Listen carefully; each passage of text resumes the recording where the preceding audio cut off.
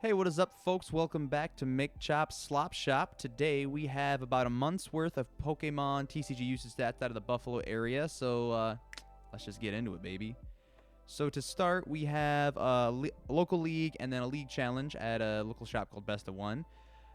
Here we got a little bit of everything between a week apart. You know, we got Hops Box plus our Chaladon. If you're wondering what that is, that's just a Hops deck that had our Chaladon in it. Not sure what else was in there, but it was pretty cool. It cooked me. I was playing GM Pal, you know, get hit for weakness and all that, but it is what it is. A couple of Guardies, couple Dingos, Mega Box, Tankashkan, Mega Lopunny, you know. And then at the Best of One challenge, Hydreigon 3 Grims, 2 of which got podiums, you know, second and third, and then Hydreigon. 3 Dark decks here. Actually, 4 Dark decks. 4 Dark decks, and then Guardies in 5 and 7th, right? And if we remember from the last video and last bit of usage stats, Guardy was on top at 10.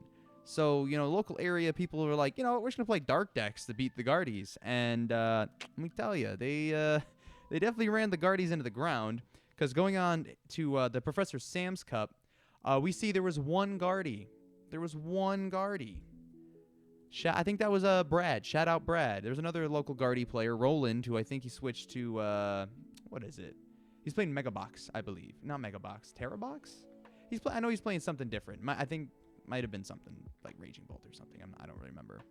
But here we have Zard at 5. Mega Venusaur at 4, which was surprising. I know there's a junior and mom combo who always play Mega Venusaur Jungle Dumping. But, you know, having it beat there, along with Grim and Dango, was surprising. Then we have a couple of Raging Boxes, Mega Box, 2 Dragapults, and then Alakazam, a Dark Box deck, a Cynthia's Garchomp deck. Pretty cool to see that out and about. Mega Lucario. I'm telling you, I think Mega Lucario, after Guardy rotates, it's gonna be like a really good deck. It's gonna be like a tier 1, tier 2 deck, depending on what cards come out. But it has so much support. I really think I'm a believer in Mega Lucario. We got Hydreigon again. Shout out Anthony for you know, getting first place and running it back at the cup there. 1 Mega Lopunny, Zoroark, Chien Pao, yours truly, of course. And if you're wondering how I did, I'm not even here because, like, the list was so long. I only got the top 25. But I went 0-3-1 drop. 0-3-1 drop. Going in around 5, I'm like, I'm dropping. I'm going home. I got cooked. It was best of 3 Swiss. It was not a good day to be Chien Pao. I'll tell you what. I think my official standing was 33 out of 34 people. Yeah, 34 masters, rather. But yeah, here we got Grim won the whole thing, so that is 2 cups straight that Grim has won in the area. So I mean, I don't know, Grim might be like that in Buffalo. And then we got Zard coming in second, double Dango third and fourth, Baby Alakazam, Tankashkan, Zoroark, and then another Grim. You know, Grim was the bookends to top 8, so it's pretty cool to see. You know, we had a lot of bit of a mix here. And shout out my boy Corey getting second place with Zard. You know, he's been on that grind. And shout out Frank for getting another top cut. And then going on to the Madhouse challenge, here we actually had a Dragapult. Dragapult really showed out here. I didn't really see like much Dragapult like going like between December and January. Like there's a few here and there, but you know, 4 people showed up with Dragapult. Maybe they felt it was the good move. It got second place though. Unfortunately, I don't have like the tournament standings like I do for the cup here because what is it called? Tom, the tournament organization manager. It kind of went down going into the last round. So our judge Hannah, shout out Hannah, one of the best judges and players around. She also got a top cut here. I think it was her first cup top cut here. Yeah, 4th with Dingo. So good for you, Hannah. We always appreciate our judges in the Buffalo area. But yeah, we got Dingo, Dragapult, Monkeylass, Zoroark here, and that would have been, I can't remember exactly who it was. I think I kind of remember, but I know I had a chance to get like podium, like top 3 for points for challenge, but I lost in the 4th round, so it is what it is. But 2 more Mega Lucario. We got 2 Mega Venusaurs, but we got 2 Mega Lucarios here. There were 2 folks playing that, and look, it's going up a little bit, I'm telling you. Monkeylass, our local resident Grim player Frank, shout out Frank, switched to just straight Monkeylass. I think that's his play for Toronto, and I'll tell you what, I played that going into the last round of this challenge with Raging Bolt. I genuinely don't know how to win that with big 2 prizers. It's not like, I think it's doable, but it's not easy. So that's something I pray to God I do not see a straight Monkeylass deck at Toronto. Because like Grimmsnarl, I think I can beat Grimmsnarl because that's a 2 prizer. Straight single prizer, I don't know, bro. I'm getting cooked. I learned that the hard way. But enough about me. Let's go on to the Madhouse Cup that just took place about 2 days ago as of recording. Here we had 27 Masters and 8 Dangos. I'm telling you, Dango shot through the moon, all right? Because people stop playing Guardy. Like, there's one Guardy here at the challenge, no Guardies. All the Guardy players are, like, not on Guardy, and it's because Grim has just been playing good. And, of course, you know, we had the Dawn Zard deck. That's a dark type. And a couple dark boxes in the Hydreigon, but I don't know, man.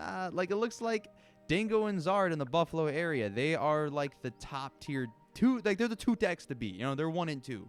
They're LeBron and Michael Jordan this past month. We had 3 Raging Bolts. I was one of them. 2 Mega Venusaurs, 2 Dragapults, and then a little bit of everything here. We had a Greninja EX. Eevee box, I believe that was Layla who got top 8. That is a Rochester player. So shout out. I always like to shout out Rochester. You know, they always show up for our cups. We went to their cup. They come to our cups. It's, you know, like an iron sharpen iron thing. So it's always cool to kind of see how like the metas kind of mesh into one another. Because, you know, you always got like a local meta. You know, there's always one person who runs like, I don't know, like a baby Alakazam, and you're like, I gotta do something for this. But then when you go like, I don't know, like a whole hour away to another town for their cups and challenges, you know, you get different people playing different stuff, which is always nice to see. We also had a Ceruledge, 1 Guardy, like I said, 1 Monkey Last. Tankishkan. There's always someone running Tankishkan all the time. I think there was Tankishkan at the last cup. No, there wasn't. No, that was the league challenges. Oh, well, I guess I'm wrong. It feels like whenever I go somewhere, there's a Tankishkan. But when we get to the top 8 here, yes, I don't mean to toot my own horn, but I did, in fact, win a cup. I won a cup, and I did it with Raging Bolt. I did so bad with Xianpao because I didn't win a single best of 3. I'm like, I'm going to try Raging Bolt. Shout out my boy Dino. I won it for us. Woohoo! It was his list that I used, and I went ahead and won a cup with it. It was totally useless. We'll get into that. But yeah, top 8, we got 1 Raging Bolt. We got 2 Zards, 2 Dangos, a Zoroark, a Monkey Last, and Eevee box. This right here isn't like the final standings. This was just the standings going into Top Cut. But I just do want to say I had 71% opponent resistance. And it's because I played Mark here in round 1. He had a rough day, but Mark's pretty solid player. And then everybody else that I played made Top Cut. I played, let me see here. I played Jacob here in round 3. I paired into David round 4, but we agreed ID because we were like, yeah, if we both go 3-0-1, we have a better shot at making Top Cut.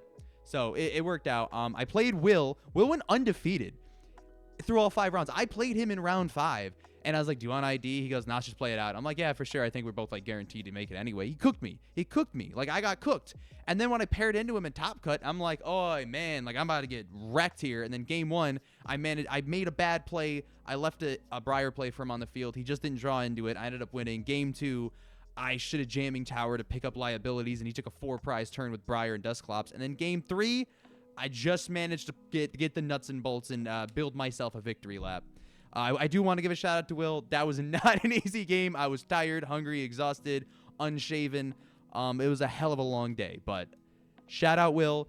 Shout out Jacob and David, who I think are Rochester players who came. They were also tough opponents. Those are not like easy matchups.